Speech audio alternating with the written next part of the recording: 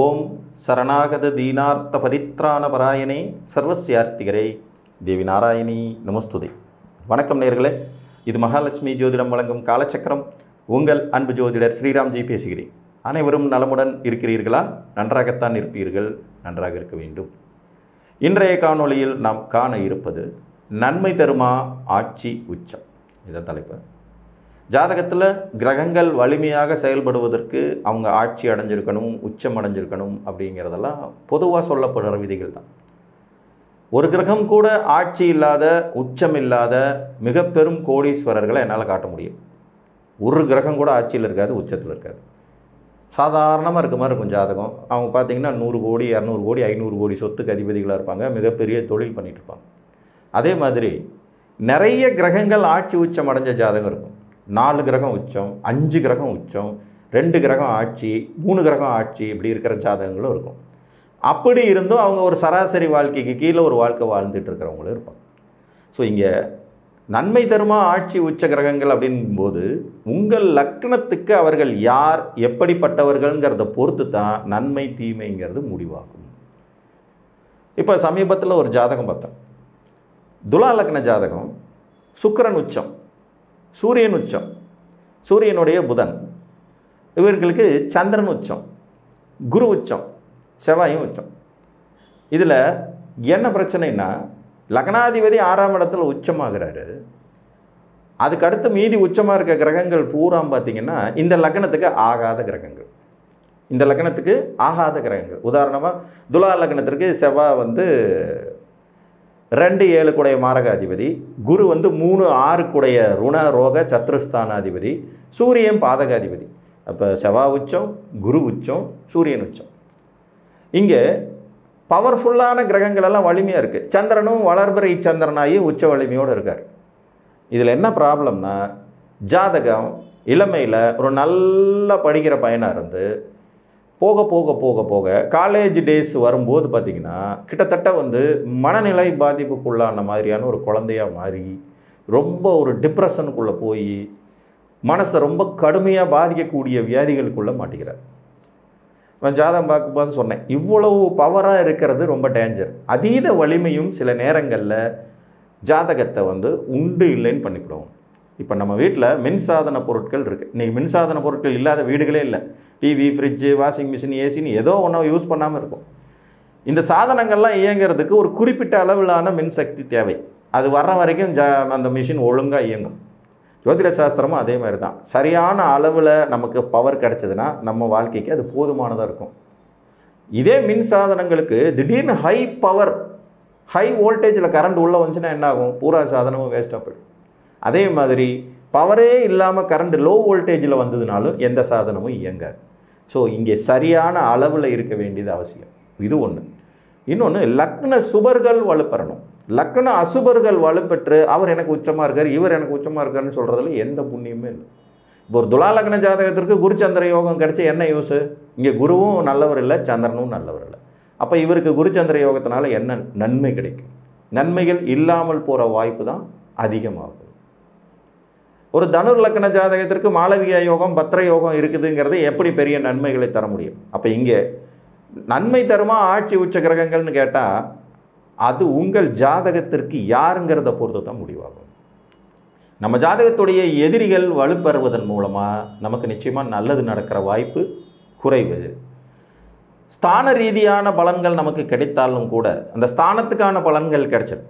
ஆனால் அவர்கள் தர வேண்டிய ஆதிபத்தியத்தின் கெடுபலன்களையும் சேர்த்து தரத்தான் செய்வோம். இன்னொரு உதாரண ஜாதகம் பார்க்கலாம். ஒரு மிதுன லக்ன ஜாதகம். இவங்களுக்கு குரு உச்சம் 2ஆம் இடத்துல நல்ல உச்ச வலிமையோடு இருக்கார். அதுக்கு நேர் 7ஆம் இடத்துல சுக்கிரன் தனிச்சு, குருவும் சுக்கிரனும் ஒருத்தர் ஃபுல்லாக பார்த்துக்கிறாங்க. அயன சயன போக சுகம்ங்கிற சொல்லக்கூடிய 12ஆம் வீட்டில் பார்த்திங்கன்னா சனியும் கேதுவும் கூடி நிற்கிறாங்க. இப்போ குரு தசை நடந்துகிட்ருக்கு. முதல்ல ஒரு திருமணம் பண்ணுறாங்க. அந்த திருமணத்தில் கருத்து வேறுபாடுகள், பிரச்சனைகள், கன்சீவ் ஆகுறாங்க. கன்சீவ் ஆகி 3 மாதம் 4 மாதத்துக்குள்ளேயே கணவன் மனைவிக்குள்ளே தகராறு ஏற்பட்டு இந்த பொண்ணே அந்த குழந்தைய இவனை நம்பி இப்போ நான் புள்ள பெற்றுக்க முடியாதுன்னு சொல்லி அபார்ஷன் பண்ணிவிடுது. கணவனுக்கு தெரிவிக்காமல் அதை பண்ணிக்கிட்டதனுடைய குற்றத்தினால கணவர் நீ வேணான்னு ஒதுக்கி வைக்கிறார். இந்த மாதிரி முதல் திருமணம் பஞ்சாயத்தில் முடியுது. 2வது திருமணம் ஒன்று பண்ணுறாங்க. 2வது திருமணத்தில் கணவன் ஆண்மை குறை உள்ளவராக ஆகிடுறாரு. இப்போ அந்த கல்யாணமும் கசந்து போய் இப்போ டைவர்ஸுக்கு அப்ளை பண்ணிட்டு உட்காந்துட்ருக்காங்க.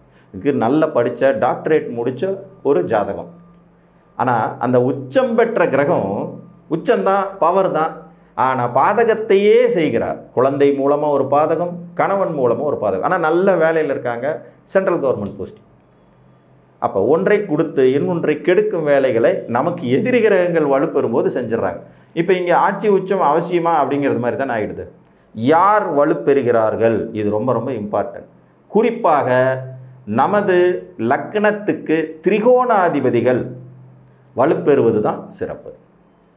லக்ன திரிகோணாதிபதிகள் ஆட்சி உச்சம் அடைந்த நிலையில் நாம் ஒரு அதிர்ஷ்டசாலிகளாக, வாழ்வியலை நடத்தி கொண்டு செல்லும் தகுதி உடையவர்களாக, வாழ்க்கையில் பெரிய சிக்கல்களை சந்திக்காத அமைப்பு உள்ளவங்களாக வருவோம். அதை விடுத்து பொது மாரகாதிபதி, கேந்திராதிபத்திய தோஷம் தரக்கூடிய கிரகம், பொது பாதகாதிபதி, ருண ரோக சத்ருஸ்தானாதிபதி, அட்டமஸ்தானாதிபதி, இவங்கெல்லாம் வலுப்பெற்று இவங்களுக்கும் ஆட்சி உச்சம்ன்ற மாதிரி பலன்லாம் இருக்கும். ஆனால் அது நமக்கு பார்த்திங்கன்னா நல்லது செய்கிறத விட கெடுதலை மிகுதியாக செய்யும். கெடுபலன்கள் அதிகமாக தரக்கூடிய தகுதி இந்த அமைப்புகளுக்கு வந்துடும். புரிஞ்சுதுங்களா?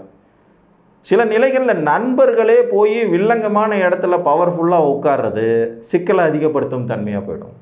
இப்போ ஒரு சிம்மலக்ன ஜாதகத்திற்கு குரு 12ஆம் இடத்துல உச்ச வலிமையோடு உட்காந்துட்ருக்கார்.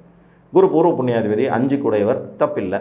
ஆனால் அவரே அட்டமாதிபதி 8 இவர் 12ஆம் இடத்துல உச்சம் பெறும்போது 8ஆம் இடத்துக்கு தான் அதிக வலுவை தர்றாரு. ஏன்னா அங்கே தான் பார்க்குறாரு.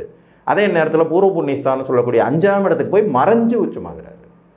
இங்கே குரு திசை இவருக்கு நன்மைகளை தர்றதை விட கெடுதல்களை அதிகமாக தர்றது மாதிரி அசிங்கம், அவமானம், உயரத்திலிருந்து கீழே விழுகிறது, தலைமறைவு வாழ்க்கை, விபத்து, கண்டம், நோய், இதைத்தான் கொடுக்குது. லக்ன சுபர் தான், ஆனால் உட்கார்ந்துருக்கிற ஸ்தானம் மோசமான ஸ்தானமாக போயிடுது. அப்போ ஜாதகத்தில் ஆட்சி கிரகம் உச்ச கிரகம் நன்மையை மட்டுமே தருமா அப்படின்னு கேட்டிங்கன்னா அப்படிலாம் இல்லை. அதனுடைய இருக்கும் வீடு, பெற்றிருக்கும் வலிமை, நமது லக்னத்திற்கு இவர்கள் யார் என்கின்ற நிலைப்பாடு, இதையெல்லாம் பொறுத்து தான் நல்லது தீயது முடிவாகும். பொதுவான பலன்களில் திரிகோண ஸ்தானங்களில் இயற்கை சுபர்கள், லக்ன சுபர்கள் வலுப்பெற்றிருப்பது நன்று. திரிகோண ஸ்தானங்கள் நார்மலாகவே பார்த்திங்கன்னா இந்த திரிகோண ஸ்தானங்கள்ங்கிறது ஒரு மந்திர ஸ்தானங்கள். அதில் கிரகங்கள் மோஸ்ட்லி கெடுதல் செய்கிறதில்லை, ஒரு மாதிரி நல்ல பலன்களை கொடுத்துது. லக்ன சுபர்களில் 1, 5, 9ஆம் அதிபதிகள் வலுப்பெற்று நல்ல இடங்களில் இருக்க வேண்டியது அவசியம். இப்போ நான் மேற்கூறிய உதாரணத்திலே பார்த்தீங்கன்னா சிம்ம லக்னத்துக்கு 12ல் குரு உச்சம், அவர் 5ஆம் அதிபதி தான். ஆனால் போய் விரயத்தில் உச்சமாகும்போது ஆட்டோமேட்டிக்காக அவருக்கு பூர்வீகம் இல்லாமல் போகிறது, குழந்தைகளால் நன்மை இல்லாமல் போகிறது, பூர்வீகத்தில் வசிக்க இயலாத சூழ்நிலை உருவாகிறது, முற்றிலும் புதிய சூழலுக்கு இடம் மாற்றம் செய்ய வேண்டிய அவசியம் ஏற்படுறதுங்கிற பலன்களையும் கலந்து கொடுக்கும். பூர்வீக சொத்துக்கள் விரயமாகிறதுங்கிற மாதிரியான அமைப்புகளையும் கொடுக்கும். ஸோ ஜோதிட சாஸ்திரத்தில் நாம் புரிந்து கொள்ள இயலாத இன்னொரு கான்செப்ட் இருக்குது, அது பாவகம். எந்த ஒரு பாவகத்திற்கு கிரகம் மறைகிறதோ அந்த பாவகத்தின் பலன்களை தருவதில் தடைகள் வரும். புரியுதுங்களா? அப்போ அந்த கிரகம் எந்த பாவகத்தோடு தொடர்பு கொள்கிறதோ அதனுடைய வலிமையை தான் அதிகப்படியாக தரும். இப்போ 5ஆம் இடத்துக்கும் 8ஆம் இடத்துக்கும் அதிபதியான குரு 5ஆம் இடத்தோடு தொடர்பு கொண்டால் 5ஆம் இடத்து பலன்களை சிறப்பாகவும், 8ஆம் இடத்தோடு தொடர்பு கொண்டால் 8ஆம் இடத்து பலனைத்தான் சிறப்பாகவும் செய்வாருங்கிறத மறுக்க முடியாது. ஸோ இதுதான் ஜோதிடத்தில் உள்ள சூட்சுமம்.